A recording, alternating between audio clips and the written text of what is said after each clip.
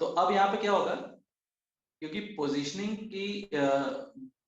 की वजह से जो हमें जिस तरह से वैल्यूज कॉपी करनी थी, फर्स्ट क्या होता है, पोजीशनिंग का रूल फॉलो होता है।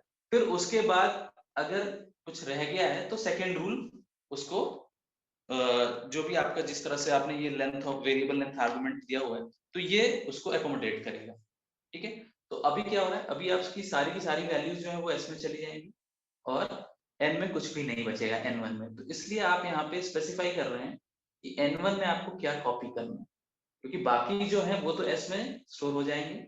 और अगर एन में आप कुछ भी नहीं देते हैं तो यहाँ पे आपका जो फंक्शन कॉल है वो एग्जीक्यूट नहीं होगा, क्योंकि जो आपका फंक्शन सिग्नेचर है, ठीक है, वो मिसमैच हो गया है, डेफिनेशन और कॉलिंग में मिसमैच हो रहा है।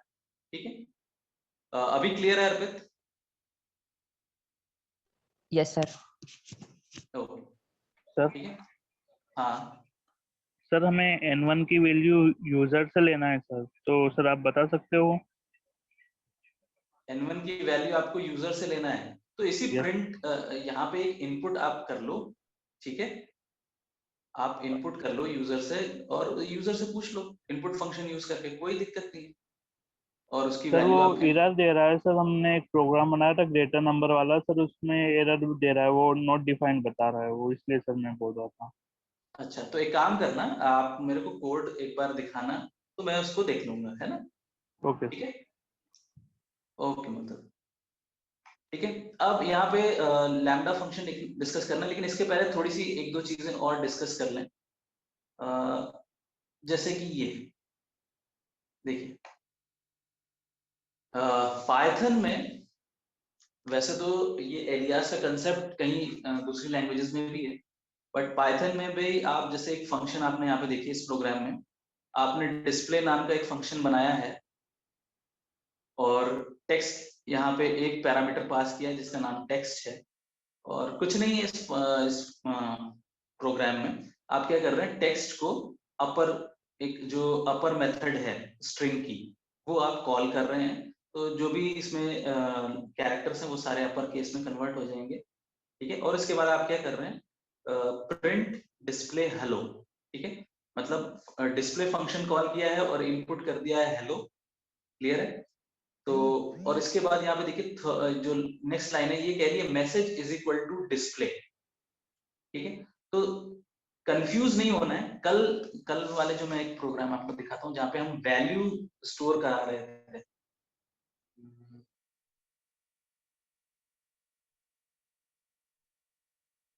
जैसे ये था, देखिए यहाँ पे एक वेरिएबल टी लिया है और ये फंक्शन केसीओ कॉल किया है, इसमें दो पैरामीटर पास किए, तो ये फंक्शन प्रॉपर कॉल हो रहा है ना, ये फंक्शन कॉल है। ठीक है, और कॉल होने के बाद ये फंक्शन एग्जीक्यूट होगा, और जब ये रिटर्न स्टेटमेंट जब इस फंक्शन का एग्जीक्यूट होगा तो ये जो भी वैल्यूज हैं ये वैल्यूज टी में कॉपी हो जाएंगी। ठीक है, तो ये अभी हमने डिस्कस किया, लेकिन यहाँ पे आप लाइन को आप ध्यान से देखें, तो ये लाइन क्या कह रही है, message is equal to display, call नहीं है ना, डिस्प्ले फंक्शन कॉल नहीं हुआ है, क्योंकि अगर कॉल करते आप तो यहाँ पे एक आपको पैरामीटर डिस्प्ले के साथ पास करना पड़ता और फिर वो फंक्शन रन होता और जो वैल्यू रिटर्न होती वो मैसेज में कॉपी होती। ठीक है, क्लियर है? लेकिन यहाँ पे आप क्या कर रहे हैं, इस फंक्शन डिस्प्ले को एक नाम दे रहे हैं मैसेज। ठीक है, क्योंकि ऑब्जेक्ट ओरिएंटेड प्रोग्रामिंग के प्रिंसिपल्स पाइथन में अभी हम उस पर डिस्कशन नहीं करेंगे, क्योंकि फिर पाइथन ही पूरा डिस्कशन होता रह जाएगा। लेकिन फिर भी मैं आपको एक हिंट कर दूं कि यहाँ पे हो क्या रहा है कि जो फंक्शंस हैं वो भी एज अ ऑब्जेक्ट ट्रीट किए जाते हैं। आप ज्यादा तो मैं इसमें नहीं जाऊंगा, लेकिन एक और लाइन में बताऊंगा, आप सबको पता ही होगा जिन्होंने पाइथन पढ़ी हुई है कि जो आपके वेरिएबल्स जो हम फॉर्म करते हैं वो किसी क्लास के होते हैं ना। आपने टाइप, याद है आपने टाइप कीवर्ड रन किया था, तो आप जब भी किसी वेरिएबल का टाइप चेक करते थे तो क्लास फ्लोट या क्लास इंटीजर ऐसा कुछ आता था। ठीक है, तो वो जो आप वेरिएबल बनाते हैं वो भी किसी क्लास के ऑब्जेक्ट होते हैं। वैसे ही यहाँ पे फंक्शंस भी ऑब्जेक्ट जैसे ट्रीट किए जाते हैं। ठीक है, अभी अगर किसी को क्लास और ऑब्जेक्ट का कंसेप्ट क्लियर नहीं है तो उनको ये थोड़ा कंफ्यूजिंग हो सकता है, लेकिन अभी मैं उस क्लास और ऑब्जेक्ट के कंसेप्ट में नहीं जाऊंगा। तो अभी के लिए उन लोगों को ये समझ लें कि यहाँ पे हम क्या कर रहे हैं, इस डिस्प्ले फंक्शन को एक नाम दे रहे हैं, एक सेपरेट नेम, एक एलियास नेम प्रोवाइड कर रहे हैं मैसेज, ठीक है। और अगर जिनको ये क्लास ऑब्जेक्ट का प्रिंसिपल समझ में आ रहा है तो उनके लिए हम ये कह रहे हैं कि ये यहाँ पे सिर्फ सिंपल सी ऑब्जेक्ट की रीनेमिंग कर रहे हैं हम, ठीक है, क्लियर। तो यहाँ पे देखिए अभी हमने इस फंक्शन को रीनेम कर दिया है विद दिस मैसेज। अब यहाँ पे हमने प्रिंट मैसेज कॉल किया और हेलो कॉल किया तो वही रिजल्ट हमें मिला, क्लियर है। पहले एक्सक्यूज मी हमको, सर। हाँ सर सपोज सर अपने को आउटपुट में वो सेकंड वाला हेलो नहीं चाहिए होता तो अपन इसको स्टोर नहीं कराते ना सर डिस्प्ले को मैसेज में? नहीं नहीं नहीं, आप क्या कह रहे हैं, सेकंड वाला हेलो अपने को नहीं चाहिए। हाँ, तो फिर स्टोर कराने की कोई जरूरत नहीं रहती ना सर? नहीं नहीं नहीं, स्टोर तो कराया नहीं, स्टोर कराया नहीं, मैं आपको बता रहा हूँ। चलो जैसे ये हटा दिया ना आपने, क्लियर है। हाँ और सर ये ऊपर वाला भी इसको भी अपन कमेंट कर देते हैं। इसको, ये लाइन को, यस सर, यस सर। हाँ तो ये लाइन कमेंट कर देंगे तो फिर तो वो सिंपल हेलो ही आएगा। सर स्टोर कराने की जरूरत क्यों पड़ी सर तो अपने को? नहीं नहीं, स्टोर नहीं कराया है। देखिए मैं वही तो कह रहा हूँ, ये जो एग्जांपल मैंने दिया ना आपको, ये जो ऊपर वाला जो फंक्शन मैंने आपको एग्जांपल दिखाया था, जहाँ पे ये यस सर, टी में अभी वैल्यू स्टोर हो रही है। Yes sir, yes sir. Store क्यों हो रही है, क्योंकि ये केसीओ नाम का फंक्शन जो है ये कॉल हो रहा है, और कॉल करने के लिए आपको क्या करना पड़ता है आपको पता है ना, जो फंक्शन का डेफिनेशन में आपने सिग्नेचर दिया हुआ है वही सेम सिग्नेचर आपको कॉल में यूज करना पड़ता है। बस डिफरेंस ये होता है कि जब आप डेफिनेशन लिखते हैं तो वहां पे आर्गुमेंट्स के लिए आप कुछ नेम दे देते हैं, ठीक है, और जब आप कॉल करते हैं तो एग्जैक्ट या तो वैल्यू दे देते हैं या कोई डिफरेंट नेम, अगर कोई डिफरेंट वेरिएबल आपको पास करना है तो उसका नेम दे सकते हैं, ठीक है, बस ये डिफरेंस होता है। तो यहाँ पे ये प्रॉपर कॉलिंग हो रही है फंक्शन की, फंक्शन एग्जीक्यूट हो रहा है, और अब जो रिजल्ट ये रिटर्न कर रहा है, ये 4 वैल्यूज ये जा रही हैं टी में, क्लियर है। लेकिन वहीं पर ये वाली जो लाइन है, ये लाइन जिसको मैंने कमेंट किया हुआ है, यहां पर हम फंक्शन को कॉल नहीं कर रहे हैं, फंक्शन कॉल नहीं हो रहा है, यहाँ पर फंक्शन को रीनेम किया जा रहा है, क्लियर है। We are not yes sir, calling yes sir, that yes sir. Function, we are just renaming it, another name provide कर रहे हैं हम उस फंक्शन के लिए कि भाई आप इस फंक्शन डिस्प्ले को मैसेज भी कह सकते हैं, ये बता रहे हैं बस, ठीक है, क्लियर है। Yes sir, yes sir, yes sir. Sir हाँ जो लास्ट में प्रिंट मैसेज लिखा है हाँ, उसमें हेलो क्यों लिखा है? अगर अपन सिर्फ प्रिंट मैसेज करते तो भी तो हेलो प्रिंट हो जाता ना।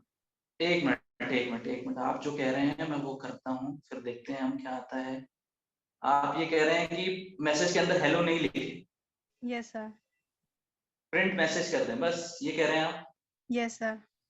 ये लीजिए, ये कर दिया हमने, लेकिन अब क्या होगा देखते हैं।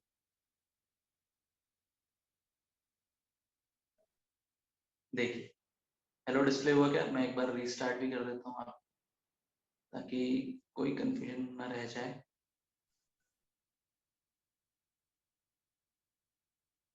ओके, और हमको रन करना है ये किया हमने रन। देखिए हेलो सिर्फ कब आ रहा है, जब ये वाला प्रिंट एग्जीक्यूट हो रहा है, जब आप प्रिंट मैसेज कर रहे हैं तो यहाँ पे कोई मैसेज आपको लग रहा है ना कि हेलो वहां पे स्टोर हो रहा है, वो हेलो स्टोर नहीं हुआ है। यही पॉइंट है कि आपने इस फंक्शन को रीनेम किया है, डिस्प्ले को रीनेम कर दिया है विथ नेम मैसेज।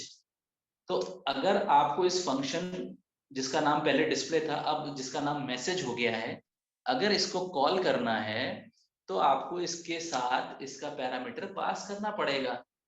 अभी आपने कोई पैरामीटर पास किया नहीं, और इसमें कोई वैल्यू है नहीं, इसमें सिर्फ ये जो डिस्प्ले ऑब्जेक्ट था, जैसा मैंने कहा कि क्लास ऑब्जेक्ट का जो कंसेप्ट था, जिनको क्लियर है, ये डिस्प्ले ऑब्जेक्ट का यहाँ पे एक और ऑब्जेक्ट क्रिएट हो गया है, मैसेज। That's it. ठीक है, तो अब चलिए मैं यहाँ पे मैं मैसेज डिफरेंट कर देता हूँ, आपको हेलो से कंफ्यूजन हो रहा है तो मैं यहाँ पे लिख देता हूँ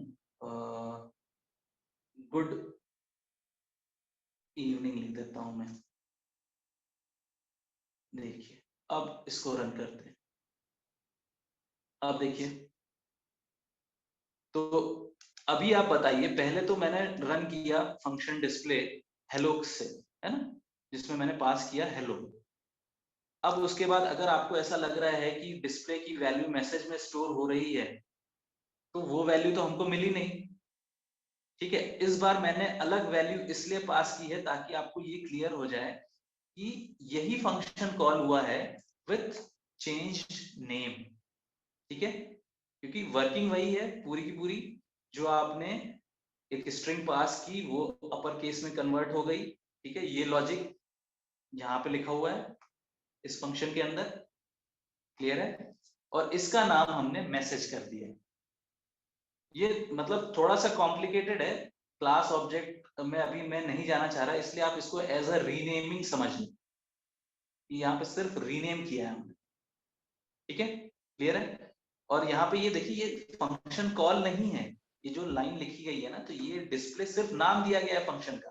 फंक्शन कॉल में आपको फंक्शन का नाम देना होता है, अगर उसमें कोई भी पैरामीटर नहीं है तो भी आपको एटलीस्ट एक ब्रैकेट तो लगाना ही होता है, स्पेसिफाइंग कि भाई यहाँ पे इस फंक्शन के सिग्नेचर में कोई पैरामीटर नहीं है या कोई लिस्ट ऑफ आर्गुमेंट नहीं है। ठीक है, तो ये कॉल नहीं किया गया है, सिर्फ इस फंक्शन के नाम को रीनेम किया गया है।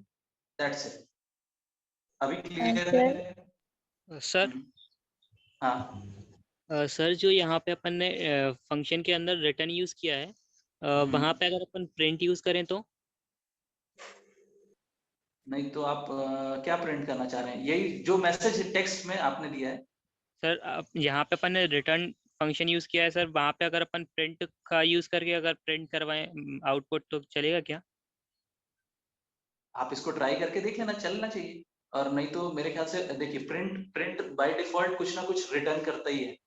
प्रिंट भी एक फंक्शन है, तो वो एंड होता है तो कुछ ना कुछ रिटर्न करता है, तो वो जो वैल्यू रिटर्न करेगा वो आप रिटर्न करवा रहे हैं। इसको ट्राई कर लीजिएगा, मैं इसको श्योरिटी से नहीं कह सकता कि इसका रिजल्ट क्या आएगा, एक बार आप इसको ट्राई करिएगा। कोई इशू होता है तो मुझे बताइए। ओके सर, थैंक हाँ, एक बार सर रिटर्न टैक्स डॉट अपर लिखा हुआ है, हम अपर की जगह लोअर या फिर हम इनकेस में एग्जाम्पल के लिए हम कुछ और भी करके दे सकते हैं? हाँ हाँ, मतलब यहाँ पे तो देखिए ये स्ट्रिंग का मेथड है ना, आपने स्ट्रिंग जो टाइप पढ़ा है उसमें अपर पढ़ा होगा, लोअर पढ़ा होगा, तो उसके जी और कोई भी आपको मेथड यूज करने हैं डेटा प्रोसेसिंग के, ठीक है, तो वो आप यहाँ पे यूज कर सकते हैं, आप उनको इसको करके देखें। हाँ जी सर हाँ हाँ हेलो हाँ, वो तो सर बताएं। सर, इस आवाज आ क्वेश्चन रही में है सर आपकी? फंक्शन को कॉल किया जा रहा है ना सर?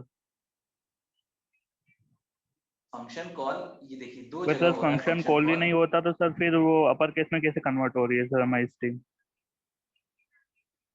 हाँ तो बिल्कुल ना, प्रिंट के अंदर आप फंक्शन को कॉल कर रहे हैं, प्रिंट स्टेटमेंट जो है हमारा, देखिए यहाँ पे क्या हो रहा है, यही तो हो रहा है ना, प्रिंट के अंदर कॉल किया गया है। तो सर ये That's it. हमने MSSG इक्वल्स टू डिस्प्ले लिखा है सर ये डिस्प्ले में भी हम इसमें सर कोई सा मतलब स्ट्रिंग प्रोवाइड करके सर इससे भी कॉल कर सकते हैं? नहीं, आप बात नहीं समझ रहे बेटा, पॉइंट ये है कि अगर आपने जो मैसेज इक्वल टू डिस्प्ले और डिस्प्ले के बाद आपने यहाँ पे कुछ भी वैल्यू लिख दी, ठीक है, डिस्प्ले के अंदर, तो वो वैल्यू मैसेज में स्टोर हो जाएगी। यस ठीक है, और अगली बार आप प्रिंट करोगे तो वही वैल्यू आपको मिलेगी। ठीक है, वहां पे यस मतलब वो फंक्शन कॉल होगा, फंक्शन एग्जीक्यूट होने के बाद वो कोई वैल्यू रिटर्न करेगा और वो वैल्यू मैसेज में चली जाएगी। तो यहाँ पे फंक्शन पे कोई इफेक्ट नहीं पड़ा, लेकिन हम क्या कर रहे हैं, फंक्शन की रीनेमिंग कर रहे हैं। हम आपको एक तरीका बता रहे हैं कि आप चाहें तो आपके प्रोग्राम में अगर कोई आपने फंक्शन बना दिया है, जैसे कई बार ऐसी सिचुएशन होती है, आप कहेंगे सर ऐसी क्या जरूरत पड़ेगी रीनेम करने की, कई बार ऐसा होता है, मान लीजिए आपने कोई कोड आपने लिखा है, ठीक है, बाद में जाके आपको लगा कि नहीं ये नाम की जगह ये नाम ज्यादा सुटेबल हो, ठीक है। तो एक तरीका ये भी है, आप एक लाइन कहीं भी उस प्रोग्राम में डिक्लेयर कर दें कि भाई ये फंक्शन जो है इसका नाम अब ये हो गया है, और उसके बाद से आप उसको यूज करना शुरू कर दें। क्लियर है? और कई बार ऐसा होता है जैसे आपने कोई कोड लिख लिया, अब किसी कोई और उसको मेंटेन करेगा या उसको एक्सटेंड करेगा, तो हो सकता है उसको कुछ चेंज करना है तो वो इस तरह से चेंज कर सकता है। तो ये फैसिलिटी दी गई है, कंपल्शन नहीं है। समझने वाली बात यह है कि ऐसा कंपल्शन नहीं है कि हमको ऐसा करना ही है, बट फैसिलिटी दी गई है कि अगर कभी आपको ऐसा कोई सिचुएशन अराइज करती है, आपको लगता है कुछ करना है, चेंज करना है, तो आप कर सकते हैं। क्लियर? ये मैं कह रहा हूँ। सर हाँ सर, ये प्रोसेस बिल्ट इन फंक्शंस के साथ भी हम अप्लाई कर सकते हैं क्या? बिल्ट इन फंक्शन के साथ नहीं, वो लाइब्रेरी में ऑलरेडी आपके एडेड हैं, आप उनको रीनेम करेंगे। देखिए जब इसमें ऑब्जेक्ट ओरिएंटेड के कंसेप्ट चलेंगे ना, यस सर। आपको जैसे पता होगा C++ में क्या होता है, नेम स्पेस बन जाते हैं। तो जब तक आप उसमें क्लासेस नहीं बनाते हैं, नेम स्पेस अलग अलग नहीं करते हैं, तो आप क्या करते हैं, जो स्टैंडर्ड नेम स्पेस है उसमें के जो फंक्शंस है वो यूज करते रहते हैं लाइब्रेरी के, जैसे cout cin और ये वो वगैरह वगैरह जो भी फंक्शंस है वो यूज करते रहते हैं। अगर आप आपका खुद का नेम स्पेस नया बना रहे हैं तो वहां पे आप उसको रीनेम कर सकते हैं, ठीक है। आप आपके हिसाब से कुछ बना सकते हैं, उसी मतलब उसी नेम को कहीं दूसरी जगह यूज कर सकते हैं। क्लियर? यस। तो वो कंसेप्ट है, लेकिन अभी हम उसमें जाना नहीं चाह रहे हैं, इसलिए ये थोड़ा सा क्वेश्चन इसको मैं प्रॉपर्ली एड्रेस अभी नहीं कर पा रहा हूँ, सिर्फ हिंट दे के छोड़ रहा हूँ, क्योंकि वो डिस्कशन थोड़ा सा अलग ट्रैक पे चला जाएगा और फिर हमारा पूरा सेशन जो है वो उधर ही चला जाएगा, और काफी टाइम हमारा उसमें, क्योंकि समझने में थोड़ा सा आपको टाइम लगेगा उसको। अगर क्लास ऑब्जेक्ट आपको पता है प्रॉपरली तो आप उस चीज को समझ पाएंगे, अदरवाइज पहले वो सारी चीजें हमको करनी पड़ेंगी। ठीक है? क्लियर है सुरेंद्र? Yes sir. ठीक है, अब देखिए एक तो ये हो गया कि फंक्शन रीनेमिंग कैसे करनी। अब इसके बाद देखिए आप किसी एक फंक्शन को किसी दूसरे फंक्शन में, क्लियर है, एज अ आर्गुमेंट भी पास कर सकते हैं इन पाइथन। क्लियर? अब इसको यहाँ पे हमने डेमोन्स्ट्रेट किया है। देखिए हमने क्या किया, दो अलग अलग फंक्शन बनाए हैं। एक है डिस्प्ले, इसमें एक स्ट्रिंग पास हो रही है, और ये जो भी स्ट्रिंग है इसको अपर मेथड डिस्प्ले कॉल किया गया है, तो इसको जो लेटर्स हैं वो सारे अपर केस में कन्वर्ट हो जाएंगे। ठीक है, दूसरा एक फंक्शन बनाया गया है डिस्प्ले लो, ठीक है, या इसको लो की जगह लोअर कर देते तो ज्यादा अच्छा रहता, ठीक है, बट ठीक है, डिस्प्ले लो, और यहाँ पे भी एक स्ट्रिंग पास मतलब टेक्स्ट पैरामीटर पास किया गया है, वो तो आप उसमें कुछ भी लगाना चाहें वैल्यू, ठीक है। अब इसके बाद इस पे लोअर फंक्शन कॉल कर लिया गया है। क्लियर है? अब एक और फंक्शन बनाया गया है ग्रीट, और इसमें यहाँ पे एक नाम दे दिया गया है पैरामीटर का फंक्शन, ठीक है। ये कुछ भी दे सकते थे, ये फंक्शन इसलिए लिखा है शॉर्ट फॉर्म ताकि हमको ये पता चल जाए कि हम यहाँ पे फंक्शन पास कर रहे हैं, ठीक है। बाकी आप ऐसा कोई रूल नहीं है कि आपको यही लिखना है, ये सिर्फ आपको समझाने के लिए लिखा गया है। बाकी आप कोई भी नेम दे सकते हैं जो भी आपको ठीक लगे, आप चाहें तो टेक्स्ट वापस से दे सकते हैं, कोई प्रॉब्लम नहीं, ठीक है। अब इस फंक्शन के अंदर देखिए हमने क्या लिखा है, एक लाइन लिखी है, यहाँ पे एक वेरिएबल लिया हमने ग्रीटिंग, और फंक्शन ये जो वेरिएबल है, ठीक है, जो कि फंक्शन है ना, नॉर्मल वेरिएबल नहीं है, इसलिए आप सोचे कि ये इसको कॉल कर लिया इसके अंदर, तो ये फंक्शन यहाँ पे कॉल एक पास किया गया है, और उस फंक्शन को यहाँ पे उस फंक्शन में एक जो हमें टेक्स्ट की जो वैल्यू चाहिए थी वो पास की गई है, ठीक है। तो अब क्या होगा, ये पूरा का पूरा फंक्शन होगा एग्जीक्यूट, क्योंकि ये एक प्रॉपर फंक्शन कॉल है ना, ये लाइन क्या है, एक फंक्शन कॉल है। तो अब ये फंक्शन एग्जीक्यूट होगा, क्लियर है, और एग्जीक्यूट होने के बाद जो भी वैल्यू आएगी वो ग्रीटिंग में स्टोर हो जाएगी, ठीक है। और ग्रीटिंग में स्टोर होने के बाद आप क्या कर रहे हैं, उसको प्रिंट कर ले रहे हैं, ठीक है। प्रिंट ग्रीटिंग कर दिया आपने, जो भी वैल्यू है वो स्क्रीन पे प्रिंट हो जाएगी। ये हो गई इस फंक्शन की डेफिनेशन, ग्रीट फंक्शन की। अब इसके बाद आपने कॉल किया है ग्रीट, और इसके अंदर आपने कॉल किया है display function, this function, first function. और सेकंड टाइम आपने कॉल किया है ग्रीट, और इसमें आपने क्या कॉल किया है, ये सेकंड फंक्शन डिस्प्ले लो। क्लियर है? ठीक है, क्लियर है? तो अब यहाँ पे देखिए एज अ फंक्शन, अब यहाँ पे हम इसको एक बार रन करते हैं, देखिए क्लियर है? यहाँ पे ये फंक्शन जो कॉल किया गया, ये जो फंक्शन है, इस फंक्शन का नाम जो है ये पास कर दिया गया। ठीक है, ये इसको कुछ भी लिख सकते थे, ये शॉर्ट फॉर्म सिर्फ इसलिए लिया गया है ताकि आपको पता चल जाए कि हम यहाँ पे फंक्शन पास करने वाले हैं, नॉट अ नॉर्मल वेरिएबल, बस सिर्फ ये आइडेंटिफाई करने के लिए। ठीक है, क्लियर है? तो अब यहाँ पे देखिए इस फंक्शन की यहाँ पे प्रॉपर कॉल दी गई है, मतलब यहाँ पे हम ये बता रहे हैं कि एक फंक्शन हम पास करेंगे ग्रीट के अंदर। ठीक है, और ग्रीट फंक्शन के अंदर ये फंक्शन कॉल होगा, इस जो भी फंक्शन है, क्योंकि हमने यहाँ पे दो ही फंक्शन बनाए हुए हैं इस प्रोग्राम में, और दोनों में हम एक टेक्स्ट या एक नॉर्मल जो भी हमको एक पैरामीटर चाहिए, एक वैल्यू चाहिए, तो वो हम पास कर रहे हैं। ठीक है, तो यहाँ पे एक वैल्यू दे दी गई है फंक्शन कॉल करते वक्त। क्लियर है? और यहाँ पे फिर इसको डिस्प्ले किया गया है, और यहाँ पे लास्ट में यहाँ पे 2 बार कॉल किया गया है इस फंक्शन को, जिसमें कि एक और फंक्शन पास किया जा रहा है, उसकी कॉलिंग करके यहाँ पे आपको दिखाई गई है कि इस तरह से इनको कॉल करना। क्लियर है? ठीक है, इसमें बहुत सारे वेरिएशन बन सकते हैं। देखिए अगर हम फंक्शंस की बात करें तो इसमें इतने वेरिएशंस बन सकते हैं, इतनी सारी चीजें हम डिस्कस कर सकते हैं कि मतलब काफी टाइम लग जाएगा डिस्कशन करने में। तो इसमें ऐसा नहीं है कि मैं ये नहीं कह रहा हूँ कि यही कंप्लीट है, इसके अलावा कोई वेरिएशन नहीं हो सकता, इसके अलावा कोई और लॉजिक हम बिल्ड नहीं कर सकते।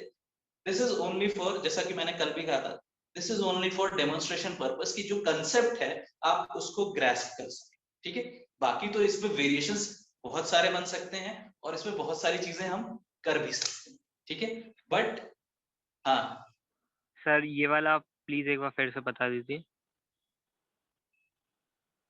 ओके, ये देखिए ऊपर के तो 2 चीजें आपको समझ में आ गई होंगी कि यहाँ पे ये 2 फंक्शंस बनाए गए हैं, है ना? यस विमर्श आपको ये समझ में आ रहा होगा। अब इसके बाद देखिए जो थर्ड फंक्शन है ना, ग्रीट, तो हमने ये प्रोग्राम क्या डेमोन्स्ट्रेट करने के लिए बनाया है कि हम एक फंक्शन के अंदर दूसरे फंक्शन को एज अ आर्गुमेंट पास कर सकते। क्लियर है? तो ये जो थर्ड फंक्शन है ये यही कर रहा है। इस थर्ड फंक्शन के अंदर पैरामीटर जो है, जो फंक है, वो एक फंक्शन है। क्लियर है? वो एक नॉर्मल वेरिएबल नहीं है, वो एक फंक्शन है, उसके अंदर कुछ जो भी एक लॉजिक है वो कोड किया गया। क्लियर है? अब इसके बाद हमने क्या किया कि जब ये function as a parameter pass हो गया इस ग्रीट फंक्शन के अंदर, तो अब हमें क्या करना पड़ेगा, इस फंक्शन को एग्जीक्यूट करना पड़ेगा। ठीक है, तो एग्जीक्यूट करने के लिए आपको इस फंक्शन की कॉलिंग देनी पड़ेगी। ठीक है, तो कॉलिंग यहाँ पे आपने दी है इस फंक्शन की, और आपको ये पता होगा कि देखिए एक चीज शायद मेरे ख्याल से इसलिए आप लोगों को कंफ्यूजन हो रहा है कि यहाँ पे नेम कुछ और है और यहाँ पे फंक लिख दिया है, तो इसमें कंफ्यूज होने की बात नहीं है। आपको पता होगा दूसरी लैंग्वेजेस में भी ऐसा ही होता है। फंक्शन के सिग्नेचर में अगर हमने x लिख दिया x, y और कॉल कर रहे हैं जहां पे, तो हम वहां पे a, b भी लिख सकते हैं, कोई इशू नहीं है, या x, y फिर से लिख दें तो भी कोई इशू नहीं है, अगर प्रोवाइडेड कि वो वेरिएबल एग्जिस्ट कर रहे हों, है ना? लोकल और ग्लोबल का जो भी कंसेप्ट है उनको ध्यान में रखते हुए। ठीक है, क्लियर है? तो यहाँ पे ये सिर्फ एक डेक्लेरेशन है कि this is we will be passing a parameter to this function. ठीक है, क्लियर है?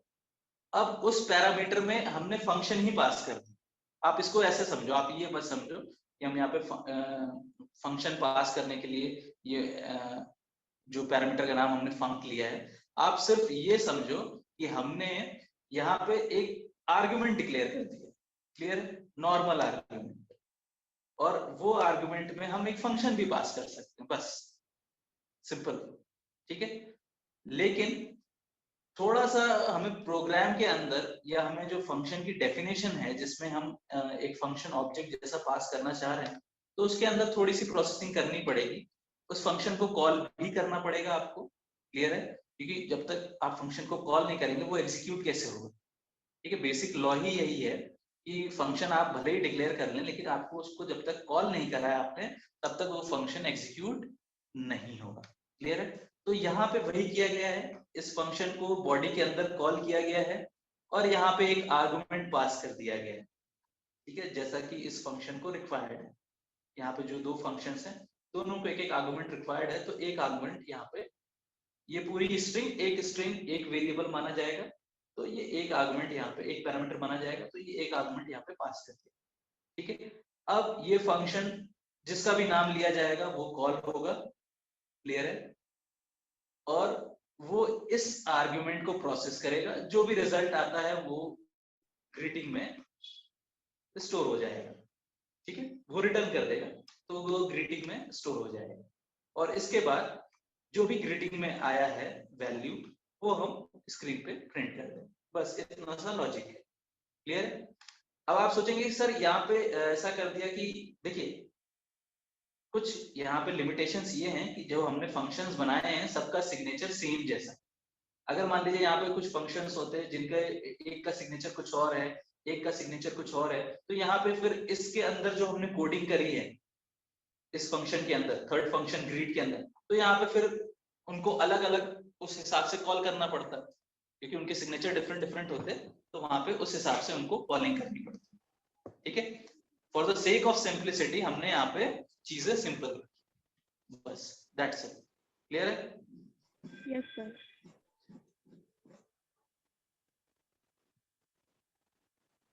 अब देखिए एक चीज और यहाँ पे लास्ट चीज जो है, function can return another function. जैसे अभी तक आप रिटर्न में वैल्यू रिटर्न करवा रहे थे, तो ऐसा नहीं है, आप चाहें तो कोई फंक्शन भी रिटर्न करवा सकते हैं। क्लियर?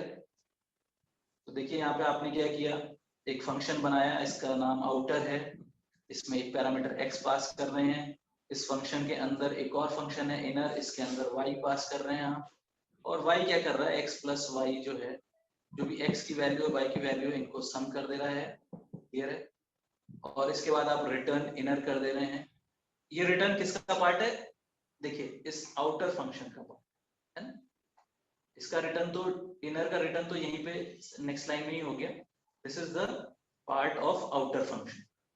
ठीक है, अब क्लियरली यहाँ पे जाके आपने add is equal to outer 15 करा है। ठीक है, तो आउटर 15 एग्जीक्यूट होगा। ठीक है, और आउटर 15 क्या रिटर्न करेगा? इनर। देखिए आउटर कॉल हुआ, रिटर्न क्या कर रहा है वो इनर, तो इनर फंक्शन की जो कॉल है वो ऐड में रिटर्न हो जाएगी। ठीक है, ऐड के अंदर वो रिटर्न हो गया ये फंक्शन, और जब आपने कॉल किया प्रिंट ऐड 10, तो अभी क्या हो रहा है, वो फंक्शन जो इनर फंक्शन है वो एग्जीक्यूट हो रहा है, और x प्लस वाई की वैल्यू जो है 10 प्लस 25 दैट इज 25, ये रिटर्न कर। ठीक है, तो आप इसको फंक्शन को भी रिटर्न कर सकते हैं, ये फैसिलिटी भी आपको दी गई है, कोई दिक्कत नहीं है यहाँ पे। मतलब ये सारे मतलब थोड़े से एडवांस फीचर्स हैं जो आपको दूसरी जगह पे नहीं मिले होंगे अभी तक, तो वो भी यहाँ पे आपको देखने को मिलते हैं। ठीक है, एक और एग्जांपल है यहाँ पे, इसको भी रन करते हैं, सेम है, सेम नेचर का एग्जांपल है। देखिए दो फंक्शन है आउटर, एक में लिखा हुआ है आउटर फंक्शन स्टार्टेड। ठीक है, आउटर की बॉडी के अंदर, इसके अंदर एक और फंक्शन बनाया गया है इनर, इनर फंक्शन एग्जीक्यूशन। फिर ये दो इनर खत्म हो गया, अब ये आउटर का पार्ट है ना, ये वाला प्रिंट स्टेटमेंट किसका पार्ट है? आउटर फंक्शन का। ठीक है, और ये लास्ट में रिटर्न कर रहा है इनर। ठीक है, तो अब देखिए F1 के अंदर F1 इक्वल टू आउटर आपने लिखा है। ठीक है, तो अब आउटर फंक्शन कॉल होगा, तो जैसे ही आउटर फंक्शन कॉल होगा तो सबसे पहले ये आपका मैसेज आ गया। क्लियर है? ठीक है, आउटर फंक्शन स्टार्टेड।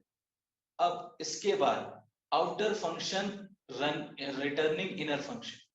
क्लियर है? Outer function returning inner function. Inner function क्यों नहीं एग्जीक्यूट हो रहा है? देखिए इनर फंक्शन के लिए कॉल नहीं किया गया है, आउटर फंक्शन कॉल किया गया ना यहाँ पे, तब ये एग्जीक्यूट हो रहा है। इनर फंक्शन के लिए भी कहीं कॉल जनरेट नहीं हुई, तो ये यहाँ पे मैसेज आया। अब ये रिटर्न करेगा इनर, ठीक है। तो ये फंक्शन अब रिटर्न हो जाएगा F1 में, और फिर F1 को आपने ये 2 बार एग्जीक्यूट करा है, F1 कर कर। देखिए ये पूरा फंक्शन कॉल जैसा आपने कॉपी किया है यहाँ पे, ठीक है। तो यहाँ पे फिर अब जब ये इनर फंक्शन कॉल होगा तो इनर फंक्शन एग्जीक्यूशन ये 2 बार आपको स्क्रीन पे मिल रहा है, ठीक है। So this is the nested function. मतलब इस तरह से फंक्शन के अंदर भी फंक्शन आप बना सकते हैं, ये भी डेमोन्स्ट्रेट हो गया। और दूसरा पॉइंट जो है हमारा कि भाई एक फंक्शन जो है ये दूसरा फंक्शन रिटर्न कर सकता है, ये भी डेमोन्स्ट्रेट हो गया। क्लियर? तो आप ऐसा कोई लिमिटेशन नहीं है, आप फंक्शन के अंदर फंक्शन भी बना सकते हैं, आप फंक्शन से वैल्यू रिटर्न करवा सकते हैं, आप फंक्शन को एज अ आर्गुमेंट पास कर सकते हैं, ठीक है। ये सारी फैसिलिटी आपको पाइथन के अंदर दी गई है। क्लियर? अब यहाँ पे हमें थोड़े से 2 फंक्शन, आपने मैक्रोस पढ़े होंगे अगर आपने C++ पढ़ी है तो आपको याद होगा मैक्रोस शॉर्ट फंक्शंस होते हैं जिनको आप डिक्लेयर करते हैं, वन लाइनर्स या 1-2 शॉर्ट लाइन के जो, या सॉरी जिनको इनलाइन फंक्शन भी आप कह सकते हैं एक तरह से, ठीक है। सॉरी इनलाइन फंक्शन नहीं होंगे वो, सॉरी इनलाइन फंक्शन नहीं, मैक्रोस, ठीक है। तो यहाँ पे आप क्या करते हैं, कुछ स्मॉल फंक्शंस जो हैं ये आप डिफाइन कर देते हैं स्टार्टिंग में आपके प्रोग्राम के, ठीक है। और उसको आप जहां भी कॉल करना है यूज कर सकते हैं, ठीक है। ज्यादा बड़े फंक्शंस हम नहीं लेते मैक्रोस में, 1 या 2 लाइन के छोटे फंक्शंस मैक्रोस में हम लेते हैं। क्लियर है? तो वैसा ही कुछ फैसिलिटी यहाँ पे आपको लैम्डा फंक्शन के थ्रू दी गई है। लैम्डा फंक्शन में आप क्या कर सकते हैं, एक छोटा फंक्शन आपको कुछ बनाना है तो 1 या 2 लाइन का, तो आप वहां पे उसको बना सकते हैं और उसको एग्जीक्यूट कर सकते हैं, ठीक है। जैसे यहाँ पे एक लैम्डा फंक्शन बनाया गया है, लैम्डा कीवर्ड के साथ, सॉरी इसको बनाना है, lambda is a keyword not a function, ठीक है। और यहाँ पे आपने लैम्डा लिखा और n ये इसका पैरामीटर हो गया। क्लियर है? ये हो गया सिग्नेचर पूरा। और करना क्या है, n इंटू n करना है, जो भी n की वैल्यू है इसको सिंपल इसको मल्टीप्लाई कर देना है इस n से ही। तो यहाँ पे आपको मिल जाएगा n into n, that is जो भी स्क्वायर वैल्यू है उस वेरिएबल की वो आपको मिल जाएगी, ठीक है। और यहाँ पे क्या करा है आपने, इसको s में कॉपी कर दिया है, ठीक है। s यहाँ पे नाम दे दिया है इसको, सॉरी। क्लियर है?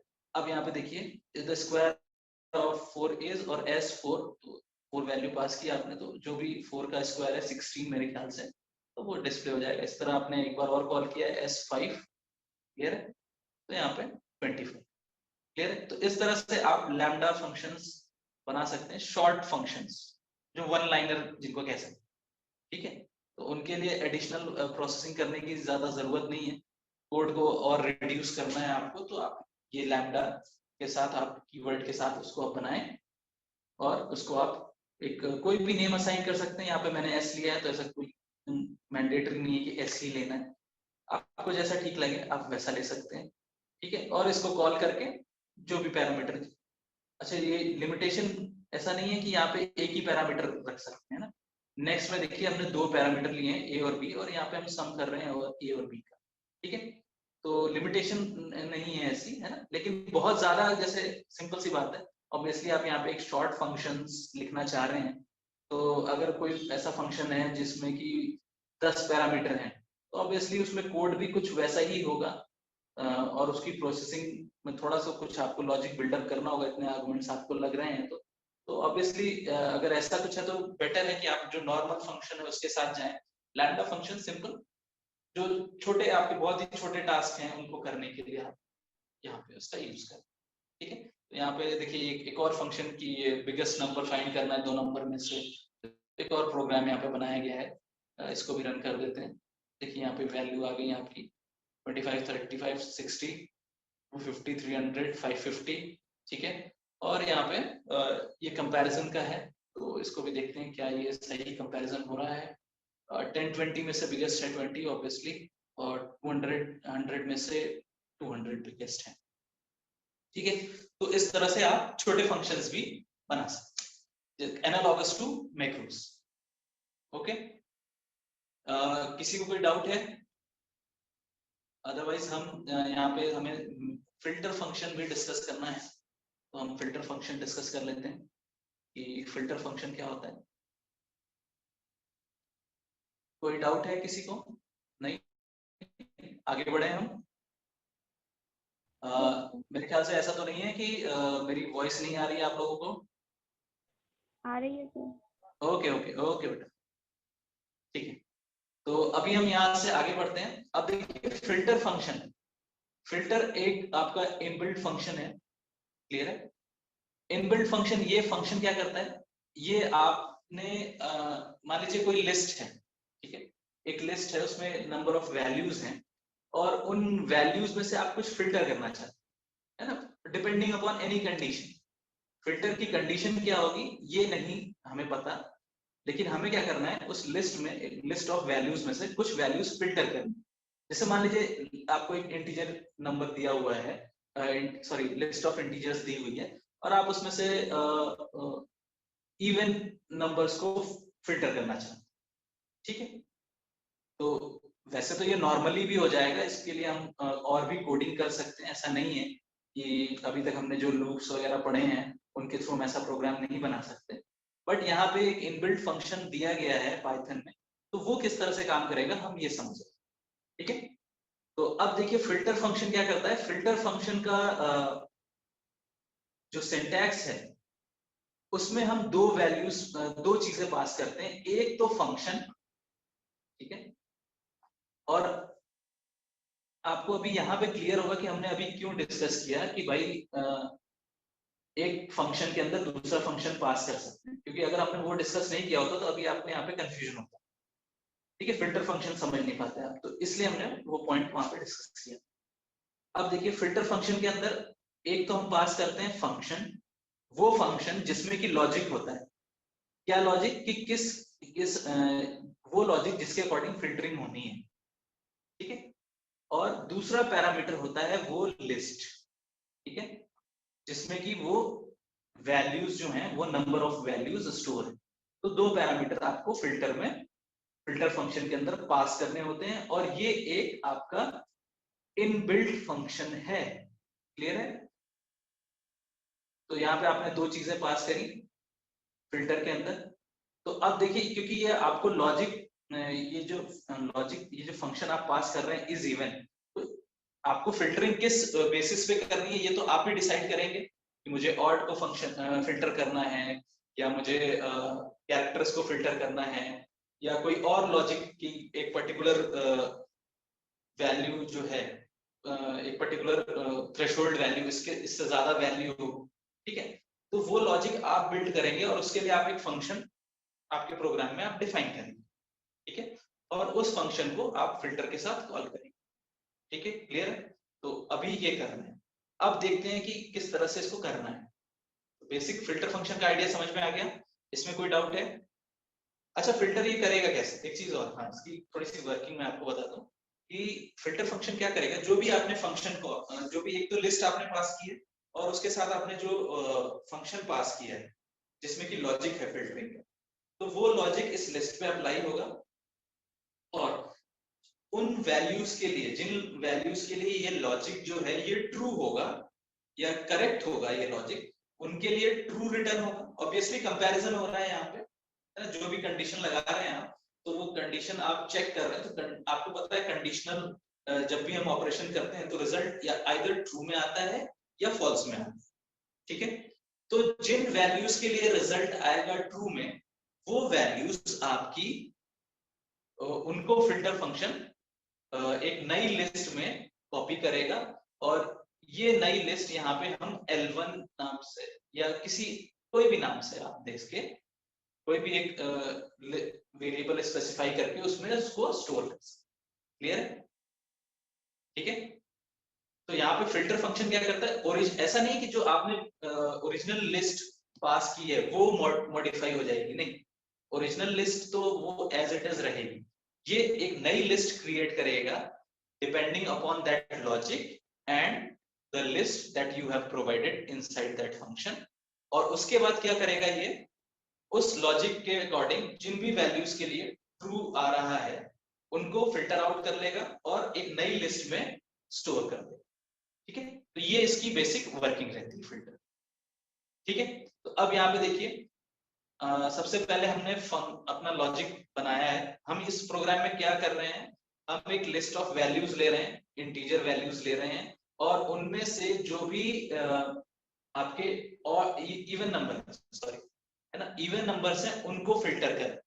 ठीक है, इवन नंबर्स को हमें प्रिंट कराना है या इवन नंबर्स को उसमें से फिल्टर करके एक दूसरी लिस्ट में हम चाहते हैं कि वो आ जाए। क्लियर? तो अब सबसे पहले हमने इस इवन के लिए ये जो इवन का लॉजिक लगाना है इसके लिए एक फंक्शन बना लिया है। तो इसका नाम दिया है इस इवन और एक पैरामीटर पास किया गया है x, और यहाँ पे if x modulus 2 equal to 0। ठीक है, क्लियर है? तो अगर ये वैल्यू अगर 0 हुए तो यहाँ पे क्या होगा, ट्रू रिटर्न हो जाएगा। तो यहाँ पे रिटर्न ट्रू किया गया है और एल्स रिटर्न फॉल्स। क्लियर है? इस फंक्शन के लॉजिक में कोई डाउट है किसी को? सिंपल सा लॉजिक है, किसी को डाउट है तो बताएं। ठीक है, हम आगे बढ़ते हैं। अब यहाँ पे देखिए इसके बाद हमने क्या किया है, ये लिस्ट ली है जिसमें हमने, जिसको आप ओरिजिनल लिस्ट कह सकते हैं, इसमें हमने सारी वैल्यूज हमारी प्रेजेंट है 0, 5, 10। अच्छा, यहाँ पे हमने हार्ड कोड कर लिया है, तो आप ऐसा मत सोचिएगा कि आप चाहे तो यूजर से एंटर करवा लें, कोई दिक्कत नहीं है उसमें। सिर्फ आपको एक प्रिंट और एक इनपुट की रिक्वायरमेंट है, तो उसके थ्रू आप कर सकते हैं ना, कोई उसमें इशू नहीं। सिर्फ सिंप्लिसिटी के लिए हमने यहाँ पे हार्ड कोड कर लिया, दैट्स इट। ठीक है, तो अब यहाँ पे L में आपने ये लिस्ट ऑफ वैल्यूज डाल दी हैं। इसमें क्या वैल्यूज हैं, 0, 5, 10, 15, 20, 25 और 30, ये वैल्यूज हैं इस लिस्ट के। क्लियर है? इसमें से हमें फिल्टर करनी है इवन वैल्यूज। तो अब इसके बाद हमने यहाँ पे ये लिस्ट फंक्शन, सॉरी ये फिल्टर फंक्शन कॉल किया। क्लियर है? फिल्टर इज इवन और L, तो फिल्टर फंक्शन के अंदर इज इवन जो लॉजिक हमें लगाना था वो लॉजिक हमने पास कर दिया, और जिस लिस्ट पे लगाना था वो लिस्ट पास कर दी। ठीक है, अब इसको हमने लिस्ट में कन्वर्ट करके L1 एक नया हमने पैरामीटर लिया, सॉरी वेरिएबल लिया है, उसके अंदर हमने इसको स्टोर कर दिया। क्लियर? अब इसके बाद हम इसको प्रिंट कर लेते हैं। तो देखिए यहाँ पे इसमें सिर्फ आपको इवन वैल्यूज ही दिख रही हैं, और अगर आप इसमें देखेंगे तो यहाँ पे इवन क्या क्या है, ऑब्वियसली 10 है आपका, 20 है, 30 है, और ये 0, ऑब्वियसली 0 इवन में नहीं आएगा, लेकिन ये यहाँ पे प्रिंट हो गया है। ठीक है, तो चलिए इसको मैं चेंज कर देता हूँ, कर देता हूँ। अब देखते हैं क्या आ रहा है, तो ये करें। ठीक, दिस इज इट। तो इस तरह से आप फिल्टर फंक्शन का यूज कर सकते हैं। बेसिकली फिल्टरिंग क्या है कि अगर जैसे आप एक्सेल वगैरह में करते हैं ना, हमारे पास एक बड़ी सी एक्सेल फाइल है, उसमें से हमको कुछ बहुत सारा डेटा दिया हुआ है, उसमें से हमें कुछ डेटा फिल्टर करना है, तो अपनी कंडीशन लगा के फिल्टर कर लेते हैं। तो वैसा ही कुछ यहाँ पे कर रहे हैं। हमारे पास एक लिस्ट है और उस लिस्ट में से हमको कुछ डेटा अपना फिल्टर करना है, जो भी हमारा लॉजिक, तो उस लॉजिक को हमने एक फंक्शन में कोड किया और उस लिस्ट पे अप्लाई किया यूजिंग फिल्टर फंक्शन, और उसके बाद हमने हमारी नई लिस्ट जनरेट कर ली। ठीक है, और यहाँ पे ओरिजिनल लिस्ट इंटैक्ट है। मैं यहाँ पे प्रिंट कर देता हूँ आपकी। सर, हाँ जी सर जो इस इवन है वो तो प्री डिफाइंड फंक्शन है ना, तो उसको अगर वो फंक्शन में यूज कर लिया तो कोई दिक्कत नहीं होगी? Is even pre defined function है? नहीं, यहाँ पे हमने डिफाइन किया हुआ है। यहाँ पे हमने देखिए प्रॉपर डेफिनेशन दी हुई है। मैं इसका नाम चेंज कर दूं क्या? आपको नाम से कंफ्यूजन हो रहा है? नहीं सर, बस पूछ रही हूँ, जैसे ये प्री डिफाइंड फंक्शन है तो उसको अगर अपन फंक्शन में यूज कर लेंगे तो कोई दिक्कत नहीं होती है क्या? नहीं, यहाँ पे क्या हुआ, हमने यहाँ पे देखिए सिंपल वही लोकल और ग्लोबल का कंसेप्ट, क्योंकि हमने यहाँ पे इसकी डेफिनेशन दे दी है, तो इसलिए इसको कोई प्रॉब्लम नहीं। ठीक है, आप चाहे तो इसका नेम चेंज कर लें, कोई इशू नहीं। ठीक है,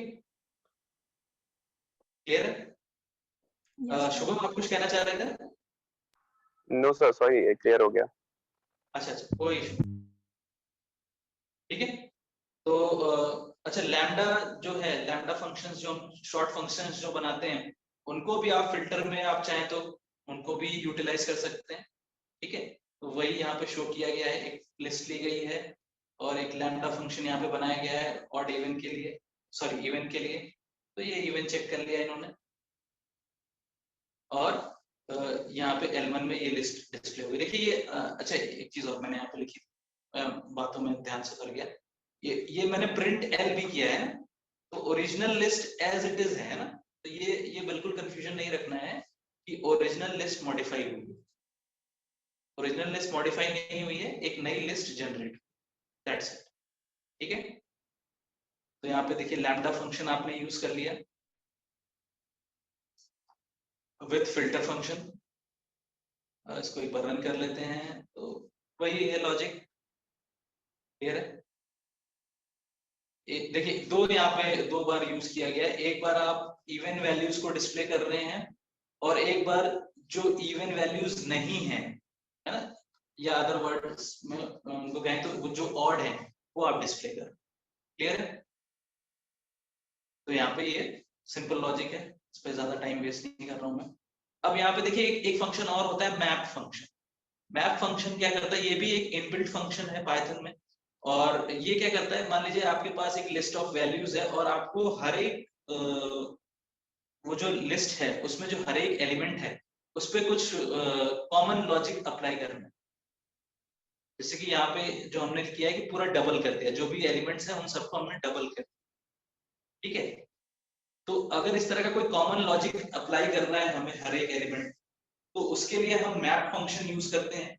मैप फंक्शन क्या करता है, देखिए सिंपल फिल्टर फंक्शन जैसा ही है, आपको यहाँ पे लॉजिक भी आपको पास करना है और जो लिस्ट ऑफ जिस लिस्ट पे अप्लाई करना है वो लिस्ट भी आपको ही पास करना है। ठीक है, तो आपने एक फंक्शन बना लिया आपका, जैसे यहाँ पे हमने डबल इट नाम से एक फंक्शन बना लिया है और ये क्या कर रहा है, जो भी x की वैल्यू है उसको 2 से मल्टीप्लाई कर दे रहा है, दैट्स इट।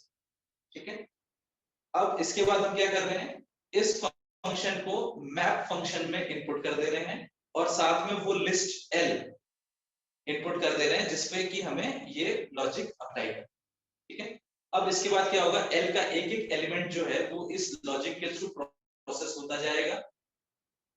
ठीक है, मैप फंक्शन क्या करेगा, आप सोच रहे हो कि ये सारी वैल्यूज, ये तो लिस्ट ऑफ वैल्यूज अपने आप कैसे पास कर, तो इनको एक्सेस करने का या इनको प्रोसेस करने का लॉजिक मैप में लिखा हुआ, मैप के अंदर है वो लॉजिक।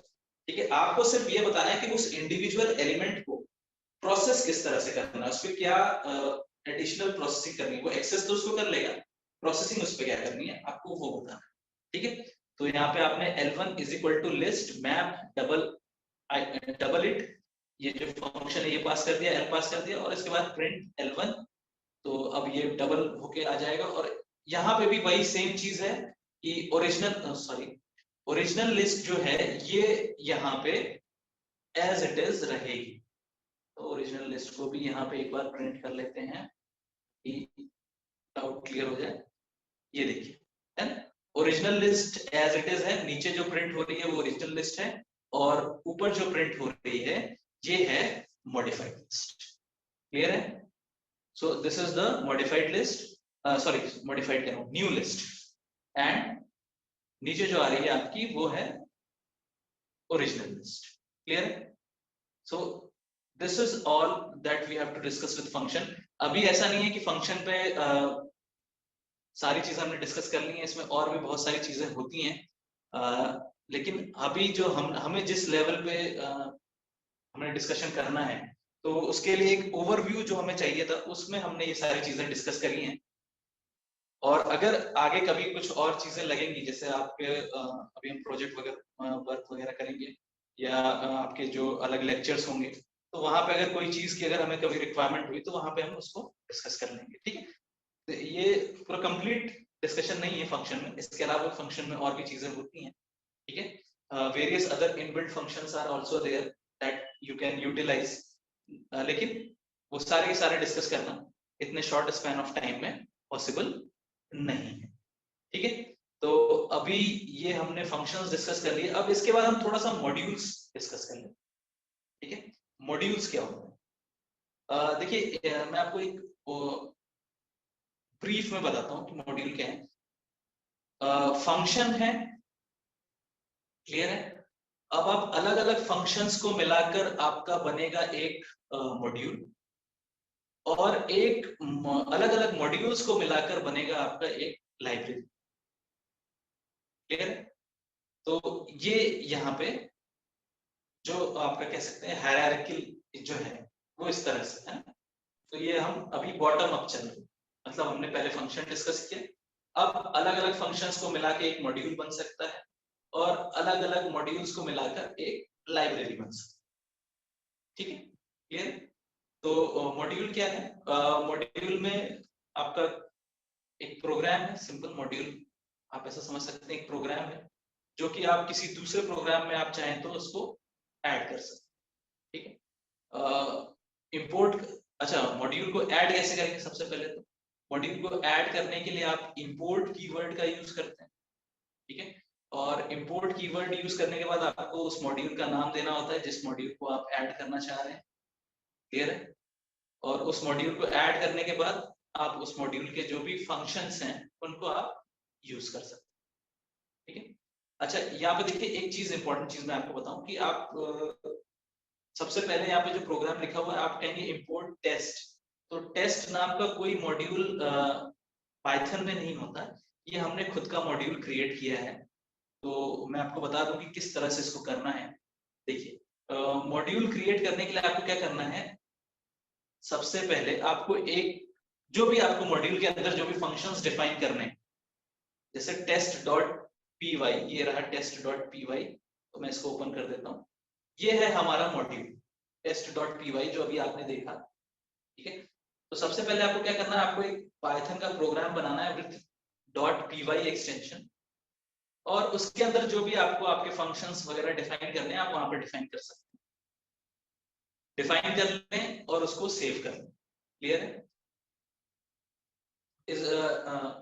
अब उसको ऐड कैसे करेंगे, तो एनाकोंडा की हम बात करें क्योंकि अभी आप एनाकोंडा में रन कर रहे हैं, तो आप देखिए आप यहाँ पे जाइएगा, ये होम वाला जो आपका टैब ओपन होता है एनाकोंडा में, जब आप जुपिटर नोटबुक स्टार्ट करते हैं तो आप ये देखते हैं, आपको उस दिन भी बताया गया था कि ये आपका पूरा जो स्ट्रक्चर है, जो आपके कंप्यूटर का स्ट्रक्चर है, डायरेक्टरी स्ट्रक्चर है, वो यहाँ पे शो होता है, ठीक है। मेरे सिस्टम पे लिनक्स पड़ा हुआ है, तो ये देखिए यहाँ पे ये रूट आपको दिख रहा है, और रूट के अंदर ये सारे फोल्डर्स बने हुए हैं, ठीक है, क्लियर है। तो अभी ये जो आपकी फाइल्स हैं, जो आपकी ये नोटबुक्स हैं, ठीक है, तो ये नोटबुक्स कहाँ सेव हो रही हैं, रूट के अंदर, है ना, क्योंकि मेरा जो है लिनक्स सिस्टम है, तो आप ये देखें ये रूट के अंदर का ये पूरा फोल्डर स्ट्रक्चर आपको दिख रहा है, तो ये सारी फाइल्स रूट के अंदर सेव हो रही हैं, नोटबुक फाइल्स। तो मैंने वहीं पे उसी रूट के अंदर ये test.py नाम का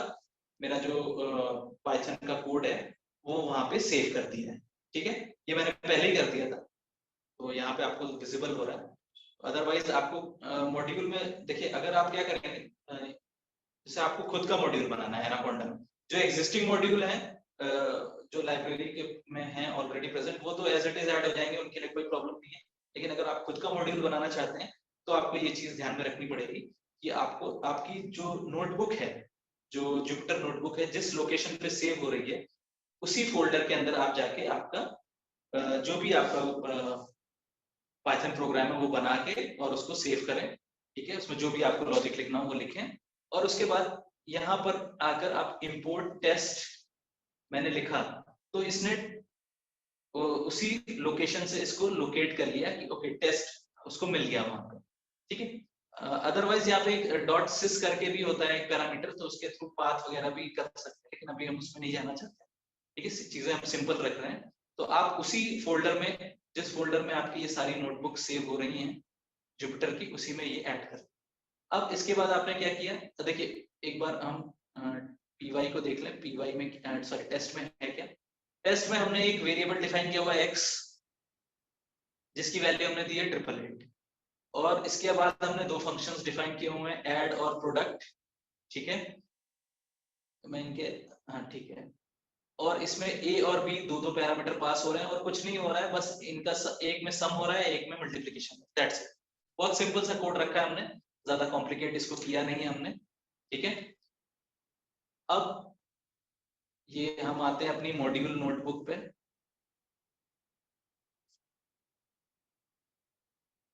तो अब हमने इंपोर्ट कर लिया टेस्ट, ठीक है। तो अब टेस्ट का मॉड्यूल जो है वो इस प्रोग्राम में ऐड हो गया है, ठीक है। और अब हमने इस फंक्शन को यहाँ पे सॉरी, सबसे पहले हमने क्या किया, वो वेरिएबल जो x हमने डिफाइन किया हुआ था उस मॉड्यूल में, उसको हमने प्रिंट किया, ठीक है। तो देखिए जब आप इंपोर्ट कीवर्ड के साथ यूज करते हैं तो आपको उस मॉड्यूल का नेम भी स्पेसिफाई करना पड़ता है। अगर आप कोई वेरिएबल उस मॉड्यूल का कोई वेरिएबल या कोई फंक्शन एक्सेस करना चाह रहे हैं, ठीक है। तो इसीलिए यहाँ पे टेस्ट डॉट एक्स लिखा हुआ है। अगर मैं डायरेक्टली एक्स लिख दूंगा तो ये नहीं समझेगा। मैं इसको कर देता हूँ, जैसे मैंने एक्स कर दिया तो अभी देखिए ये एरर आ गई है, वो उसको एक्स समझ में नहीं आ रहा है कि एक्स किसकी बात कर रहा हूँ, ठीक है। तो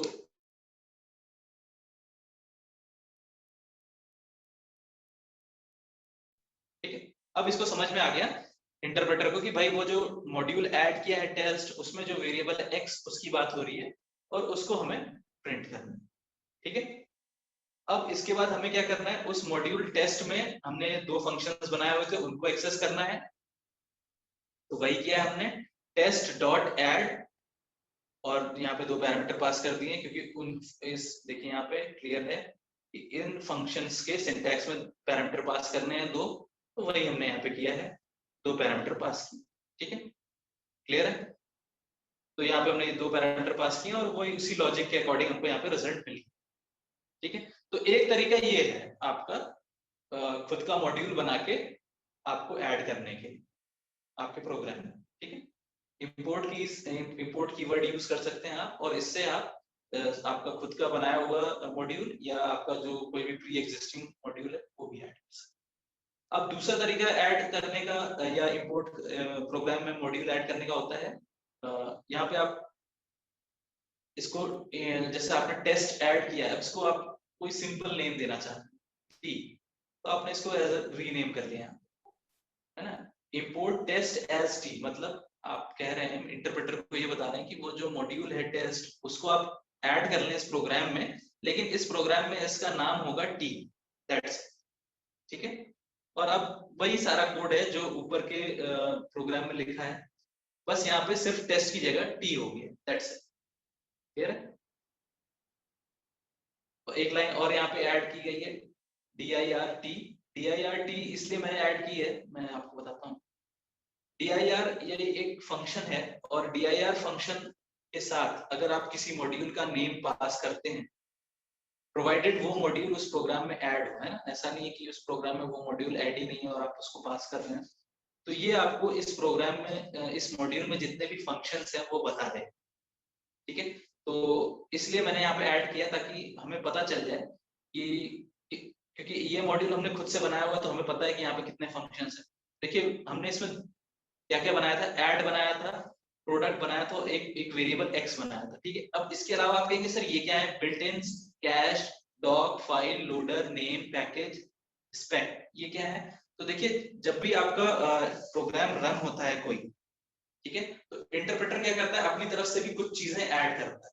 तो ये वही पैरामीटर्स हैं जो इंटरप्रेटर अपनी तरफ से ऐड करता है। इन पैरामीटर्स के अलग अलग अपने अपने इनके यूजेज हैं।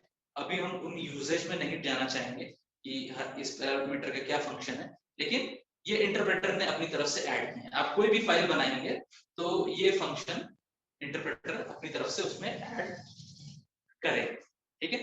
तो DIR इसलिए हमने किया है कि आपको पता चल जाता है कि इस मॉड्यूल में अगर आपको लिस्ट देखनी है कि इस मॉड्यूल में कौन कौन से फंक्शन, मान लीजिए आपने एक मॉड्यूल ऐड कर लिया, अब आपको पता नहीं है कि इस मॉड्यूल में क्या क्या फंक्शंस हैं, तो आप बिना पता किए कैसे यूज करेंगे, ठीक है। तो आप वहां पे DIR फंक्शन कर सकते हैं और उनकी लिस्ट देख सकते हैं, क्योंकि भाई ये फंक्शंस हैं, तो आप उनको फिर वैसा यूज कर सकते हैं, ठीक है। तो DIR फंक्शन का यहाँ पे यूसेज भी हमने देख लिया।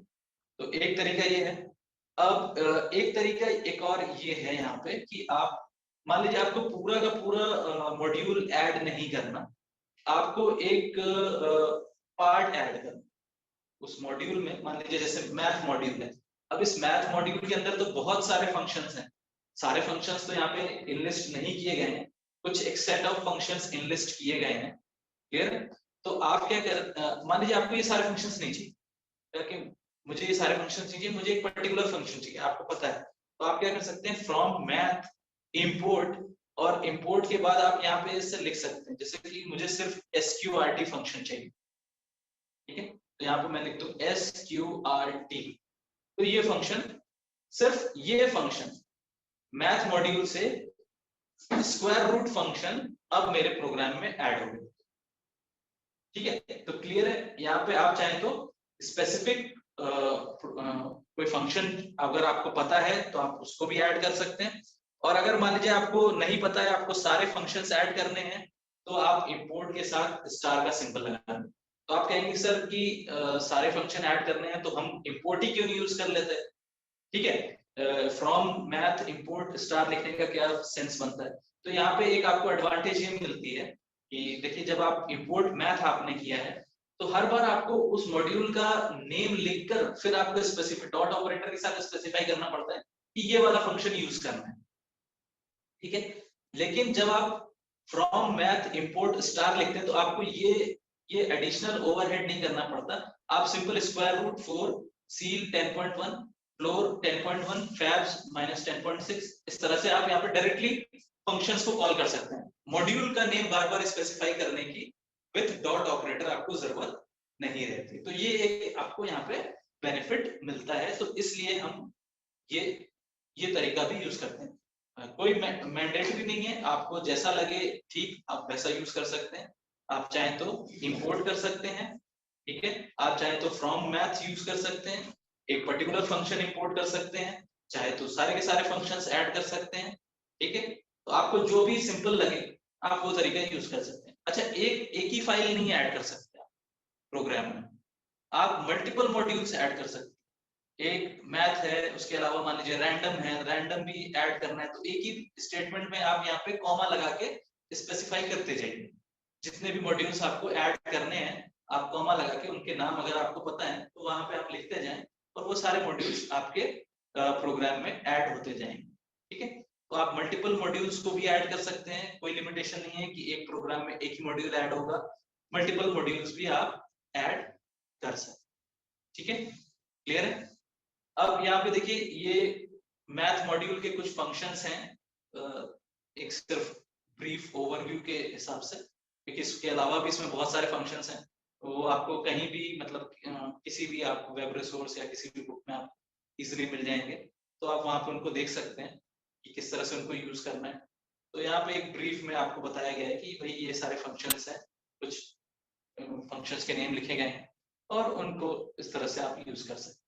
ठीक है, इसी तरह एक आपका मॉड्यूल होता है रैंडम। अब ये रैंडम मॉड्यूल क्या करता है? रैंडम मॉड्यूल भी एक आपका इनबिल्ट मॉड्यूल है, ठीक है, और इसमें आप रैंडम नंबर जनरेट करने के लॉजिक्स जो होते हैं वो यहाँ पे इस फंक्शन के अंदर लिखें, या उससे रिलेटेड डिफरेंट मॉड्यूल, इस मॉड्यूल के अंदर रैंडम नंबर जनरेट करने के डिफरेंट फंक्शंस अवेलेबल।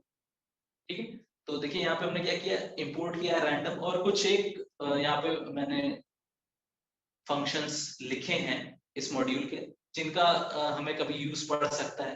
बाकी और भी फंक्शंस हैं, यही लास्ट फंक्शंस नहीं है, इसके अलावा भी बहुत सारे फंक्शंस हैं इसमें। ठीक है, तो देखिए सबसे पहले तो रैंडम डॉट रैंड इंट, तो यहाँ पे आप क्या करते हैं, 0 और 5 आप एक रेंज देते हैं, और इस रेंज के बीच में से कोई भी एक रैंडम नंबर प्रिंट होता है, और एक्सक्लूडिंग हायर वैल्यू। ठीक है, ये एक्सक्लूडिंग है ना, हायर वैल्यू एक्सक्लूड कर दी जाती है, 5 कभी प्रिंट। ठीक है, फिर इसी तरह से आपका एक रैंडम है, रैंडम डॉट रैंडम, तो बाय डिफॉल्ट इसमें आपको कुछ भी पास करने की जरूरत नहीं है, ये 0 और 1 के बीच में कोई भी फ्लोटिंग पॉइंट नंबर, मतलब decimal number 0 point something something something कुछ भी जनरेट करेगा। ठीक है, ये रैंडमली जनरेट होता है, ऐसा नहीं जैसे अभी मैं आपको रन करके बताऊंगा, तो अभी आप देख लीजिए ये सारी वैल्यूज नोट कर लीजिए जो आउटपुट में आ रही है। अभी नेक्स्ट टाइम हम जनरेट करेंगे तो कुछ डिफरेंट सेट ऑफ वैल्यूज आएंगे, क्योंकि रैंडमली जनरेट करना है, ठीक है। अब यहाँ पे देखिए एक तीसरा फंक्शन है रैंडम, और इसके बाद यहाँ पे सॉरी वही फंक्शन है, इसका दूसरा यूसेज हमने देखा है, इनटू 100 कर दिया है। तो अब इसका क्या मतलब है कि 0 से लेकर 100 के बीच में,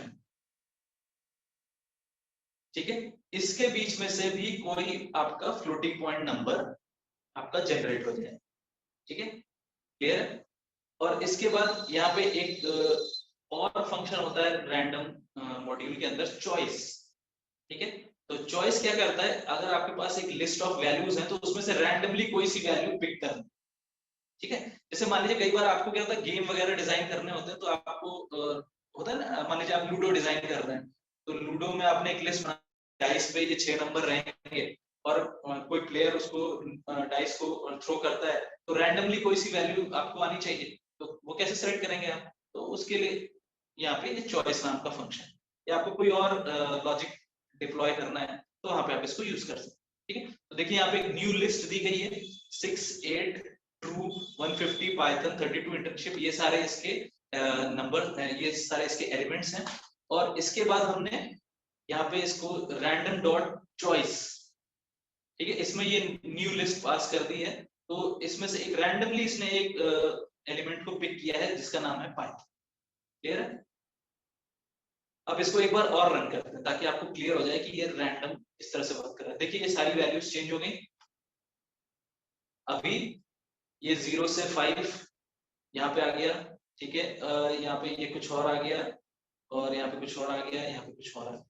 एक बार और रन करके देखते हैं, एक मिनट पीछे चला गया था कर्सर, अब देखिए यहाँ पे कुछ और आ गया, ठीक है। तो ये रैंडमली जनरेट हुआ, ऐसा नहीं है कि फिक्स्ड है ना, क्लियर है। तो इस तरह से आप यहाँ पे, ये रैंडम मॉड्यूल है, मैथ मॉड्यूल है, इसी तरह एक आपका डेट टाइम मॉड्यूल होता है, ठीक है। तो डेट टाइम मॉड्यूल में भी आपके बहुत सारे डेट टाइम से रिलेटेड फंक्शंस होते हैं, क्लियर है। तो आप उसको भी एक बार देख लीजिएगा, इसमें बहुत सारे मॉड्यूल, मतलब इस तरह से मैंने आपको यहाँ पे एक ब्रीफ में बताया कि मॉड्यूल क्या है, किस तरह से आप खुद का मॉड्यूल क्रिएट कर सकते हैं, और एक मॉड्यूल को किसी बिल्ट इन मॉड्यूल को या आपके सेल्फ मेड मॉड्यूल को किस तरह से आपको आपके प्रोग्राम में ऐड करना है, और ऐड करने के अलग अलग जो तरीके हैं या वेज हैं, उनका क्या यहाँ पे मतलब क्या डिफरेंस आता है जब आप उसको एक्सेस कर रहे हैं, ठीक है। तो अभी तक जितना हमने डिस्कशन किया है, इसमें किसी को कोई डाउट है तो क्वेश्चन पूछें।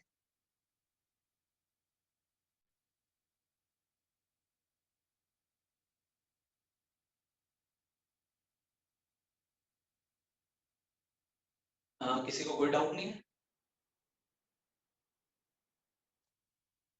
सब सुन रहे हैं या सुन नहीं रहे? यस सर, सुन रहे हैं ना सब।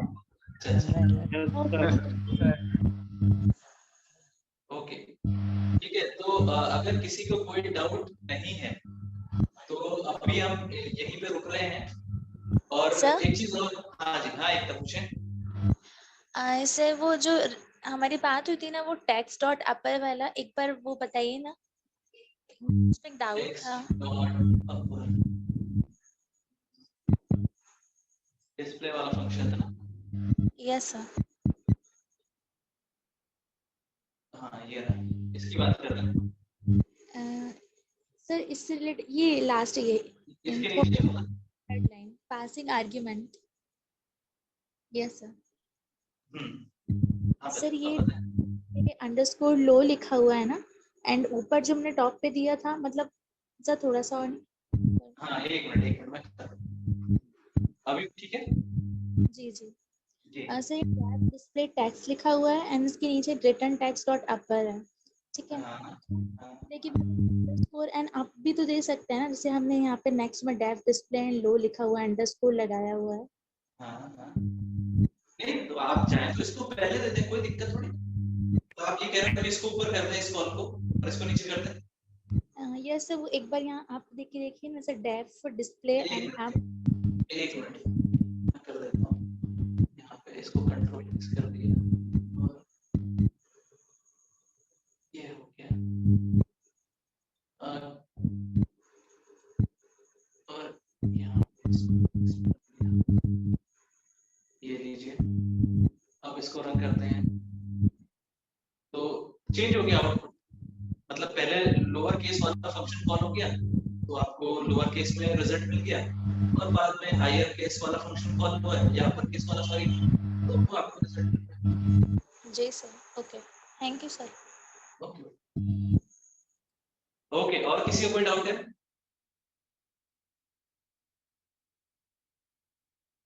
ये शीट्स आपको अवेलेबल हो जाएंगी नोटबुक्स, तो आप इसको और भी रन करके देख लीजिएगा, है ना। सिंपल प्रोग्राम्स हैं, अभी हम ज्यादा इन डेप्थ जा नहीं रहे हैं क्योंकि हमारा जो स्कोप है इस इंटर्नशिप का वो हमें अलाउ इतना कर नहीं रहा है कि हम ज्यादा इन डेप्थ में इसको डिस्कस कर पाए। तो हम अभी ये समझ लीजिए कि पाइथन एक ओवरव्यू ले रहे हैं जो हमें इस प्रोजेक्ट के लिए जितना जरूरी है सिर्फ हम उतना समझने की कोशिश करते हैं, ठीक है। तो सर जब ये लास्ट टॉपिक होंगे ना, हेलो जी हाँ एकदम है। सर ये पाइथन के जब लास्ट टॉपिक होंगे ना, मतलब लास्ट क्लासेस, उसके बाद नेक्स्ट स्टार्ट होगा, उससे पहले सर जो यूजर्स डिफाइंड फंक्शंस होते हैं वो उसके हिसाब से आप प्रोग्रामिंग बताएंगे क्या? क्योंकि सर जब भी हम सर टेस्ट देते हैं या कोई कंपनी का कैंपस आता है उसमें कई बार कहते हैं कि आपको बिल्ट इन फंक्शन का यूज नहीं करना है, उसमें यूजर डिफाइन देना है, तो वो थोड़ा प्रॉब्लमेटिक हो जाता है कभी कभी।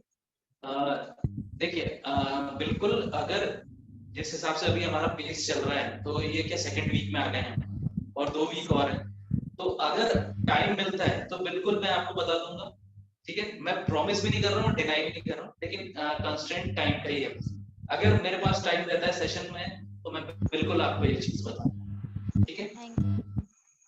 सर जी अश्विनी, आप जनरेटर एंड डेकोरेटर बता दीजिएगा प्लीज, वो समझ में नहीं आते किसी।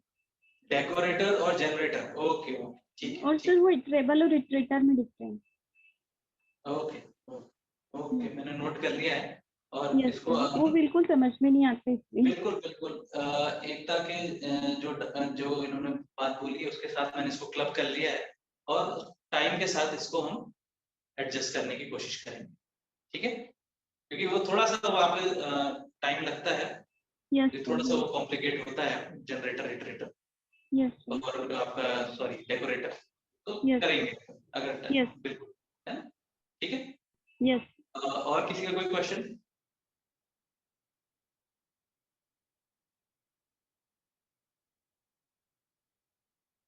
ओके, इन दैट केस अगर किसी का कोई क्वेश्चन नहीं है तो हम ये सेशन यहीं पे स्टॉप कर रहे हैं और फिर कल कंटिन्यू करते हैं।